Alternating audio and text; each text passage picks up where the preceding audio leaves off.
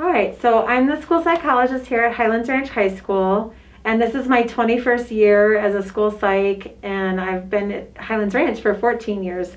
Basically, what I do is I work with students to remove barriers that might get in the way for them to be able to be a student. If they are anxious, if they feel depressed, if they struggle with focusing their attention, keeping organized, things like that. I can work with individual students or student groups to teach them skills to kind of get past some of those things that are getting in the way. So that's really my role. As far as how I help people that struggle with anxiety or how people can cope if they're struggling with anxiety and stress, obviously times right now are really stressful, and so families are stressed. We've never lived through a pandemic before, so we have to kind of give each other a little grace and understand that this is something that we've never had to deal with. But if you are struggling with stress, there are lots of good coping strategies such as deep breathing. One of my favorites is square breathing or box breathing. There's also exercise, meditation, mindfulness activities, journaling, talking to a trusted friend or an adult. Those are all really good coping strategies.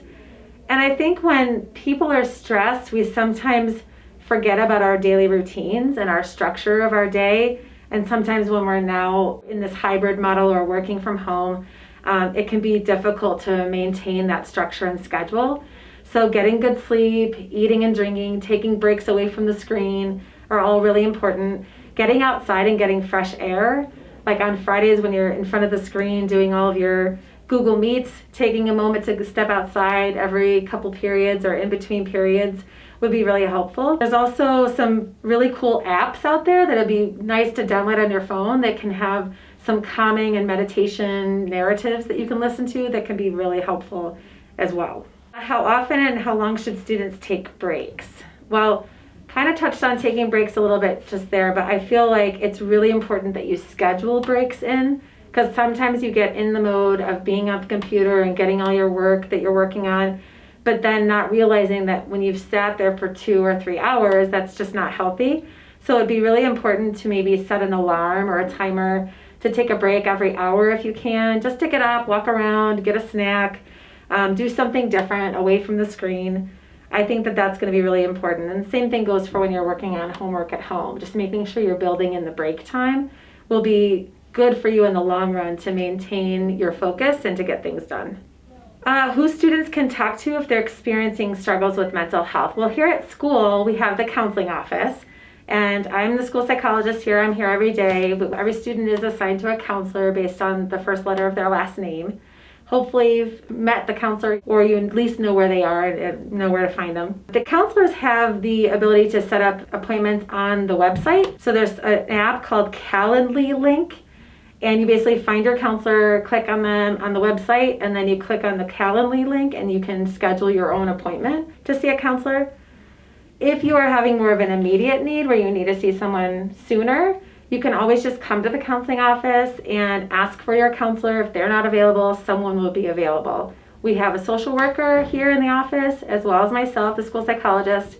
And we also have another school psych and another social worker that work outside of this office, but are in the building on different days. And anyone really is available in this office to help if your counselor is not available. If you are an e-learning student or if you are on your hybrid off cohort day, you can always send a quick email or a Google chat to your counselor, and we can try and help you out that way as well. So if you have a friend or a family member that you're worried about who has maybe some mental health concerns, one important thing that you can do is just be a good listener and start the conversation with them. Sometimes it's really hard for people to talk about those things. They're afraid of being judged or afraid of bringing up something that people might be afraid to hear. But as a good friend or a family member, it's good to just be that listening ear and recognize where the boundaries are for what you're able to help them with. Sometimes people think that they have to fix it for the other person, and that's just not possible. It's important, if they truly are having a mental health concern, that you connect them with a person who's a professional that can get them the help that they need. So if it's a friend, I would recommend going with them to see their counselor or their mental health provider at school, just to kind of get them to help the conversation get started. Don't be afraid to talk to them about it and tell them that you're there for them and you can help them reach out.